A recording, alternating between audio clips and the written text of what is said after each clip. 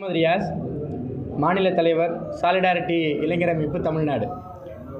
இந்த அமைப்பு ஆரம்பப்பட்ட நாளிலிருந்து தமிழக இளைஞர்களுடைய திறன் மேம்பாட்டிற்காகவும் அறிவுசார் வளர்ச்சிக்காகவும் அவர்களை போதை மற்றும் ஆபாசத்திலிருந்து அவர்களை காப்பதற்காகவும் தொடர் நடவடிக்கைகளை சாலிடாரிட்டி இளைஞர் அமைப்பு மேற்கொண்டு வருகிறது. தமிழக அளவில் வரக்கூடிய சட்டமன்ற தேர்தலை முன்னிட்டு தமிழர்களுடைய மிக குறிப்பாக தமிழக இளைஞர்களுடைய குரலாக ஓர் தேர்தல் அறிக்கையை வெளியிட வேண்டும் என மத்திய குழுவில் ஆலோசிக்கப்பட்டு அதன் முடிவாக இன்றைய தினம் ஒரு தேர்தல் அறிக்கை முதலாக தமிழகத்தில் இளைஞர்களின் சார்பாக ஒரு இளைஞர்களின் குரலாக ஒரு அறிக்கை இன்று வெளியிடப்பட்டிருக்கிறது. இதுவரை தேர்தல் அறிக்கைகள் கட்சி சார்ந்து வெளியிடப்பட்டிருக்கலாம். நாங்கள் கட்சி சார்ந்தல்ல, தமிழக இளைஞர்களுடைய நலன்களை முன்னிறுத்தி அவர்களுடைய குரலாக அவர்களுடைய கோரிக்கைகளை, அவர்களுடைய ஏக்கங்களை, அவர்களுடைய கனவுகளை முன்வைத்து தமிழக இளைஞர்களின் குரலாக இதோ ஒரு அறிக்கை உங்களிடம் இருக்கிறது.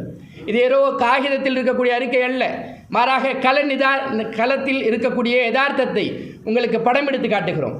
இதில் பல அம்ச கோரிக்கைகள் இங்கே பட்டியலிடப்பட்டிருக்கிறது. மிக முக்கியமாக அண்டை மாநிலங்களாக கேரளாவில், கர்நாடகாவில், வெஸ்ட் பெங்காலில், ஏன் அருணாச்சல் பிரதேசத்தில் கூட மாநிலத்துக்கென்று தனித்துவமான யூத் பாலிசி இருக்கிறது, இளைஞர் கொள்கை இருக்கிறது. இன்று சமகால இளைஞர்கள் மீது தொடர் விமர்சனங்கள் வைக்கப்படக்கூடிய இந்த தருவாயில் நாம் அவர்களை இங்கே 2030 ஆண்டு ட்ரில்லியன் எக்கானமியை தமிழ்நாடு அடைய வேண்டும் என்ற கனவோடு இருக்கக்கூடிய நாம் அவர்களை எவ்வாறு வழிநடத்த செல்லுகிறோம்? அவர்களுக்கான அரசின் கொள்கை என்ன?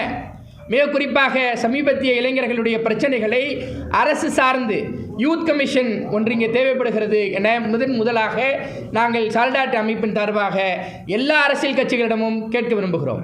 நாங்கள் தேர்தலில் போட்டியிடக்கூடிய இயக்கம் அல்ல, ஆனால் தேர்தல் அரசியலில் ஈடுபட்டிருக்கக்கூடிய கட்சிகளை, இளைஞர்களுடைய குரலை அவர்களுக்கு கொண்டு சென்று இதன் மூலமாக அவர்களுடைய தேர்தல் வாக்குறுதிகளில் அவர்கள் அமைக்கவிருக்கும் அரசாங்கத்தில் இளைஞர் நலன்களை முன்வைத்தவர்களாக அவர்கள் சிறம்பட செய்ய வேண்டும் என்பதை வலியுறுத்துவதற்காகத்தான் இன்றைய தினம் இந்த கலாய்வு, இந்த பத்திரிகையாளர் சந்திப்பு நடைபெறுகிறது. மிக குறிப்பாக வளர்ந்து வரக்கூடிய அதிகமான இளைஞர்கள் தொகை கொண்ட இந்தியா போன்ற நாடுகளில், தமிழகம் போன்ற நாடுகளில் தொடர் வேலை இழப்பு, ஏன் தகுதியற்ற வேலைகள், ஏன் வேலை சுரண்டல்கள் ஈடுபடக்கூடிய இந்த இளைஞர்களை நாம் எவ்வாறு அவர்களை காக்கவிருக்கிறோம்? இதற்கு அரசு நடவடிக்கை என்ன? அரசு பள்ளிகளிலும் சரி, அந்த அரசு சாராத பள்ளிகளிலும் சரி பயின்றிருக்கக்கூடிய இளைஞர்களுக்கு, மிக குறிப்பாக குழந்தைகளுக்கு, மாணவர்களுக்கு மன அழுத்தம் அதிகமாக இருக்கிறது. அவற்றை களைவதற்கு இந்த அரசாங்கத்தின் மூலமாக என்ன நடவடிக்கை எடுக்க இருக்கிறார்கள்?